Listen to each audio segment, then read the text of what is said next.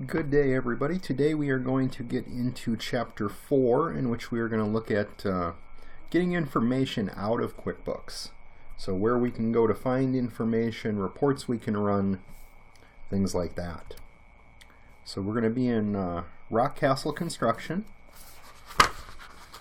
as it tells us to open on page 3.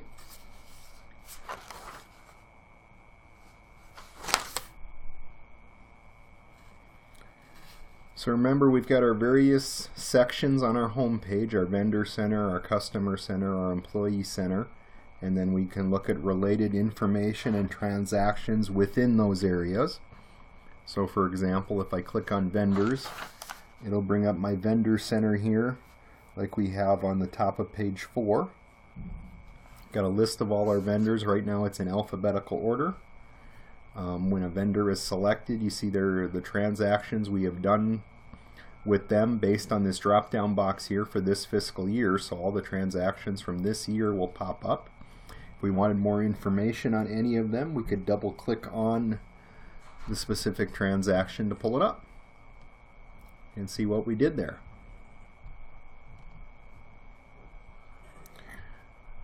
We could also look at it using this transactions tab here on the upper left side. So we got a listing of vendors, or we got a listing of specific transactions.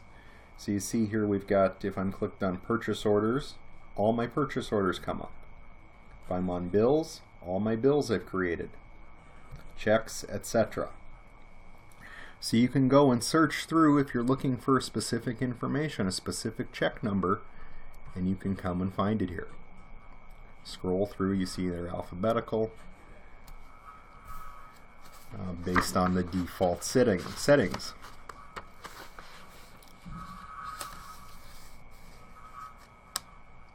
We can also sort them based on, say if I click the number column here, now it would sort them by number, which would make it easier to find if I'm looking for a specific check number. You know, in the instance of checks or bill number or invoice number.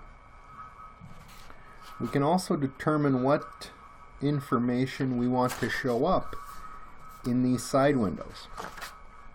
So for instance, I'm going to close out of this and I'm going to go to my customer center in the center of the page.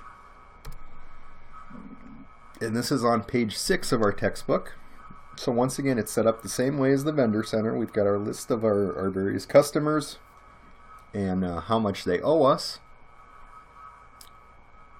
Once again, when we have them selected, the transactions we've entered with them goes on the right side. We've got a customers tab and a transactions tab. If I click on the transactions tab, it'll look at sales related items. So for instance, sales orders, estimates, invoices, sales receipts, received payments, etc. And I can focus on a specific one, once again based on the information that we're given or that we're looking for. And we can control whatever shows up here. So you want to tailor your QuickBooks to what information do you need to run your business.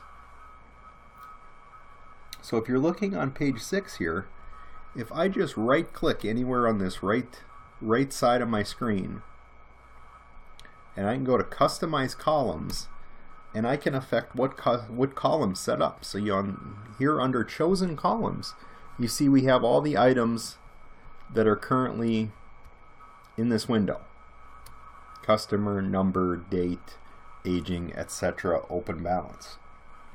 And we can click add or remove to add different ones or take away different ones that we have here.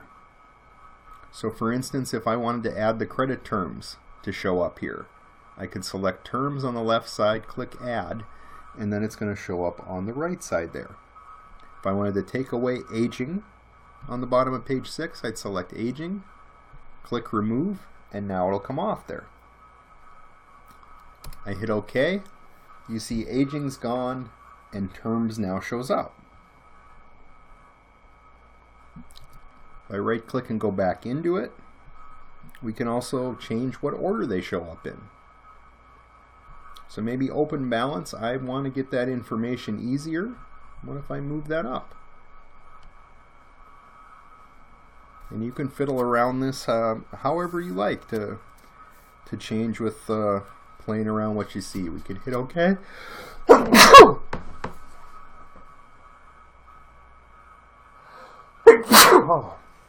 Excuse me. And you can see open balance now becomes the second one on my list. If I made those changes and I don't like the way that it looks, we could right click, go to customize college, we could go back and click default, and it'll put it back how it was.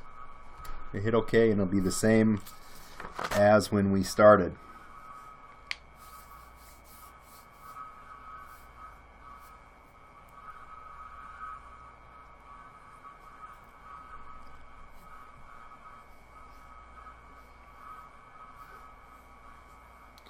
We can also export this information to Excel. So on the bottom of page 8, if we're in the Transaction Center and Invoices, it wants us to export them to Excel. You can see in the instructions there, it wants us to remove it down to 3 columns: amount, customer, and date. So I could right click, go back into Customize Columns, and we could just remove all the ones that are not those 3 columns. Hit OK. See, now it changes it to that in alphabetical order.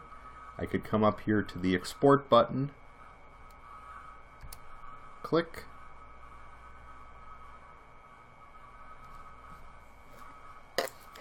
and then what do we want to do? In this instance, we'll select create a new Excel worksheet. If you ever have any issues, do it as a .csv file. Sometimes QuickBooks doesn't play nice, depending upon the type of computer that you have with your Excel. And we should get the same Excel file on the top of page 10. And we can manipulate that and do whatever we need to do, just like any Excel file.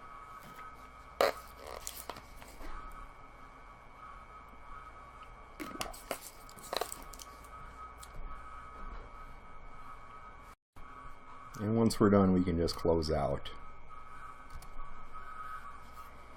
And we can go back and refix our Customer Center, go back to default and put it back how it was, and hit OK and close and go back to our home page.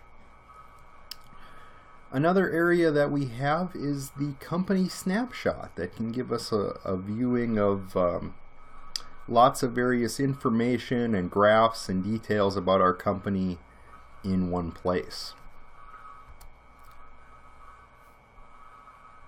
So if we go to Company on the File menu, the second one down would be Company Snapshot. And you can see a little bit on this on the bottom of 10 and page 11. So if we select Company Snapshot, you see this window pops up that you have on the top of page 11 in your textbook. And you see it just gives us a snapshot, as it says, of information. So we can see a graph looking income and expenses by month. You know, we can put that in a presentation or report. Looking at it, income compared to previous years. Gives us a summary of all the customers that owe us money if we need to get on collecting those receivables. You know, sending out letters, making phone calls, things like that. We want a summary of accounts from our chart of accounts. You see we've got that. We can see who our best customers are so far this year. We can change the drop-down box to any time period that we want. We can see a total of our expenses. We can also see a pie chart of more specific expenses that make up that total. Or you see we've got various tabs at the top. We've got payments.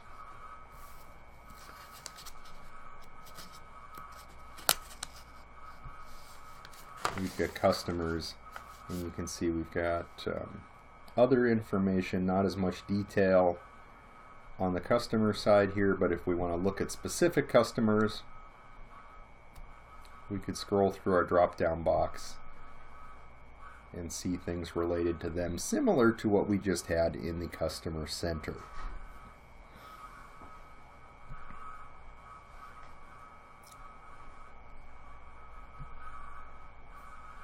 Once again, we can close out there.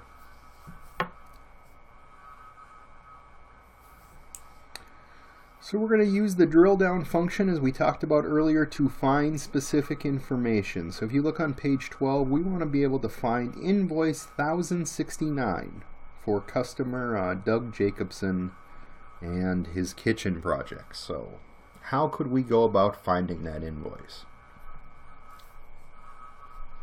Well, we could go back to our Customer Center. We could scroll down and find Doug Jacobson and his kitchen and select it and see invoice 1069 shows up on the right side of our screen. Double click it and it'll pull it up.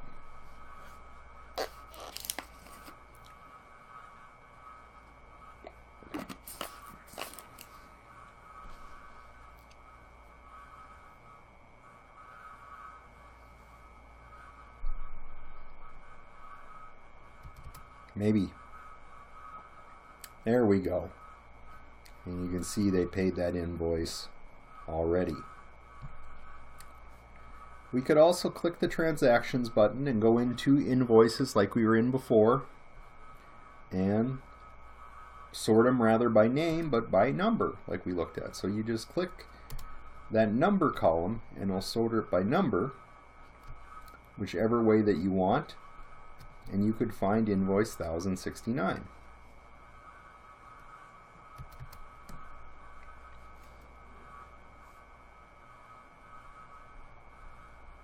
And we could pull up that same invoice.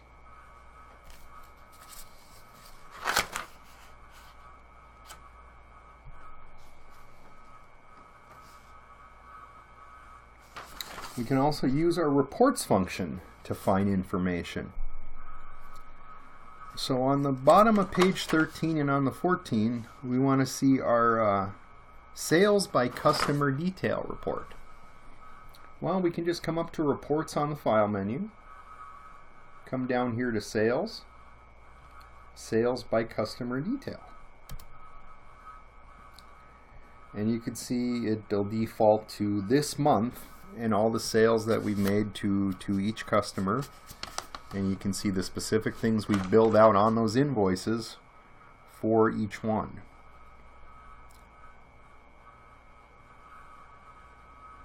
And let's change the drop-down box to this fiscal year to date.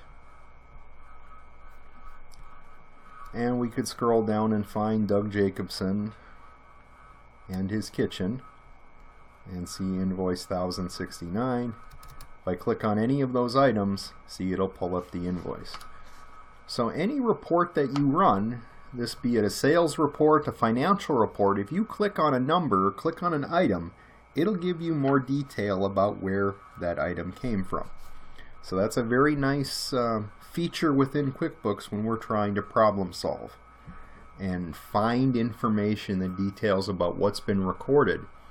If we're either looking for information to correct mistakes or for whatever reason, we need to find it. So you can see more of that on page 15. Page 16, you can go practice working through and digging out specific items from QuickBooks. So I'm just going to close both of those out and go back to our home page now. On page 17, it talks about custom transaction detail reports. So this is another tool for finding specific information out of QuickBooks that may not necessarily be set up in a predetermined report like we just looked at. That would be available in any of these sections under the report menu. So we've got all these pre-created reports by QuickBooks. Well, if we don't have that, we can click Reports, come down here to Custom Reports, and Transaction Detail. and we're going to get a window such as this that we have there in the middle section of page 17 of your textbook. And we want to find out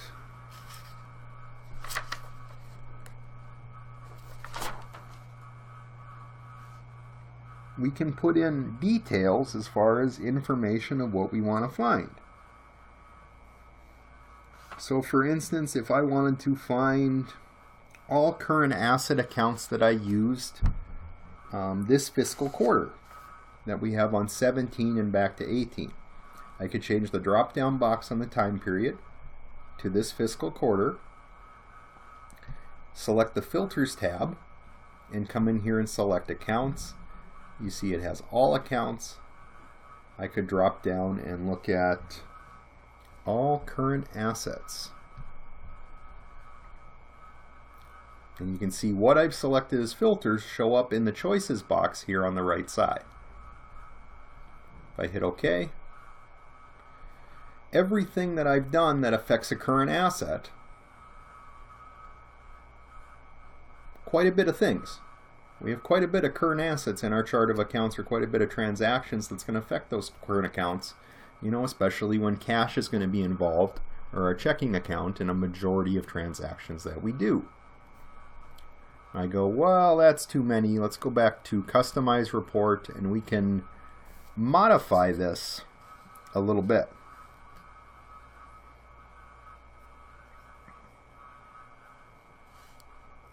I can go back to the filters, and let's say if we wanted to narrow this down and look at and add an amount. So I want to look at all current assets greater or equal than 2,000. So I would select the greater or equal, type in 2,000, hit tab, and you see that has been added to my report. If I hit OK, well, that didn't do me a bit of good anyway. We still got a ton of information in this report. But what about, like earlier, we were looking for a specific type of transaction? Well, let's go back to our filters. Let's get out all current assets. So if I select all current assets and hit delete, it'll go away. What if I want to look for all invoices that I made for over $2,000?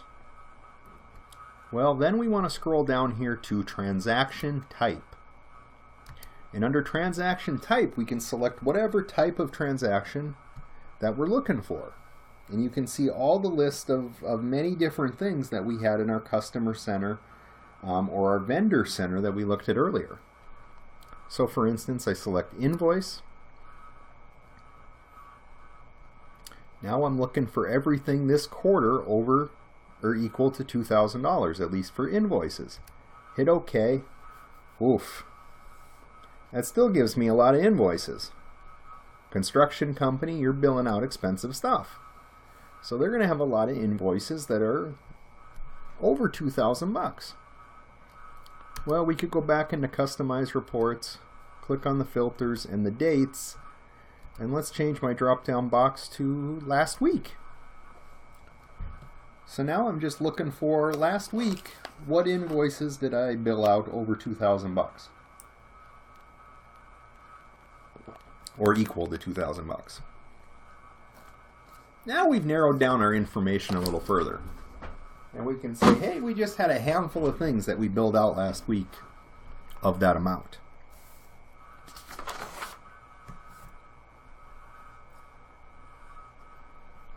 Another good tool that's not going to be in your textbook but is similar to this custom transaction detail report is go under Edit and Find.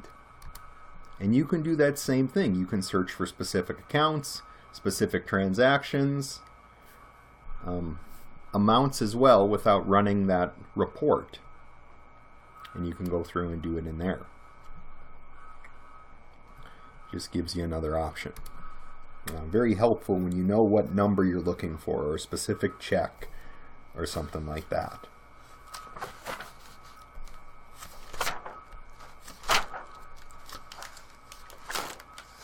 So that leads us up to page 21, and we're just going to talk about some different reports that we have once again within QuickBooks. We were already in our report center earlier. So remember at the end of the practice set in your spreadsheet, I didn't make you do it, but one of your tabs had a trial balance on it as far as in that spreadsheet that it automatically figured out for you based on what you put in the unadjusted trial balance and what you put in the adjusting entries, and then you got additional balances later on. Well, I guess then, yeah, you had to do the unadjusted, so I did make you do a trial balance. And we can find our trial balance, you know, our debits and credit balances of our general ledger accounts by coming under Reports,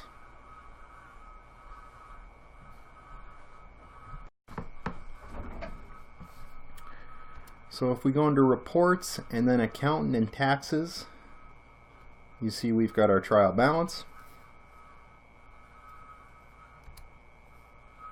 And we can pick as of what time period we want to run it, but there are debit and credit balances, and of course the bottom they should total out, just like the trial balances that you guys were doing in the practice set. So we know we're doing well. If everything balances out okay, which it should in QuickBooks.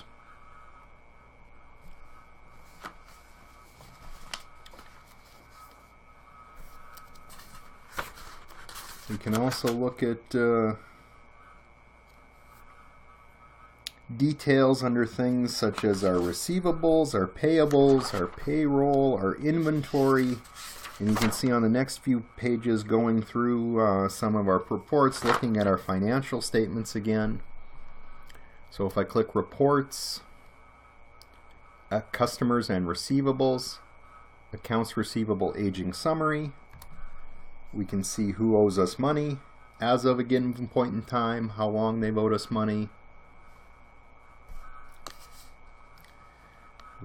Reports, Vendors and Payables, Accounts Payable Aging Summary. We can look at who we owe money to and how long we've owed it. So a couple things you had to do in the practice set, or at least for the payables, you had to come up with the balances. You didn't necessarily have to spread it out to the number of days. We look at our main financial statements under Company and Financial. We've got our profit and loss, and we've got our balance sheet. We've also got our statement of cash flows, if so your bank would ever ask. You can look at income by customers, expenses from vendors, more specific detail there. Profit and loss standard would be your general income statement. And then we can do it for whatever time period that we want, either punching it into calendars or selecting the drop-down box, for instance, looking at this fiscal year and how you're doing. If I click under Reports, Company and Financial, Balance Sheet Standard, at any point in time, what are the members of my accounting equation? Assets, liabilities, owner's equity. So at the very least, if you're going for a bank loan, the banker's going to want to see what's on your balance sheet and how do your income statements look, or your profit and loss statements for the last few years.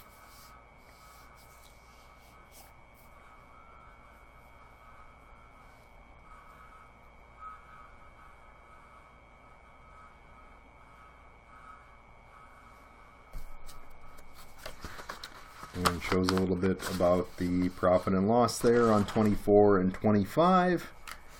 26 gives it a little more about changing the dates and playing around and stuff you can do for more practice within the financials. So that's Chapter 4. Be able to look around QuickBooks, exporting information to Excel, running the various reports, whether it be ones defined by QuickBooks or ones that you need to create from scratch yourself with the custom detail reports. So there you go. If you have any questions, please don't hesitate to let me know.